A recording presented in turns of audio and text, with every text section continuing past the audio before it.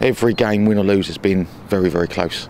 And it's credit to the boys when they've played against difficult teams with a lot of first-team players, i.e. Cardiff and places like that. Then they've stepped up to the mark and done fantastically well. In the terms of results and league-wise, we're doing very well.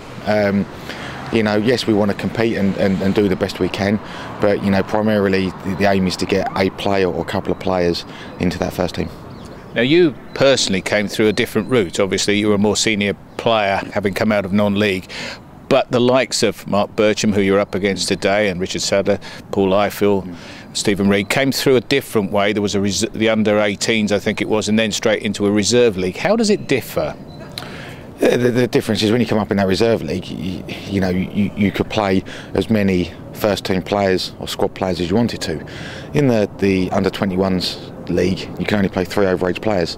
So each week you're going to come up against a crop of lads that are similar sort of age with the odd first-team player in there. So, there is a difference, but, it's still bridging that gap. It's still trying to bridge that gap, and the gap now between under-18s football and first-team football, especially championship level, is immense. So it's important that there's a middle ground, and we try and teach them the right ways, the Millwall philosophy, but also the way the game's changed. You can't make tackles like young Dave Livermore used to maybe make, and Mark Bircham. You've got to stay on your feet now. It's just making sure the boys understand the difference between playing youth football and first team football. Maybe going from crowds of 50 people to 20,000.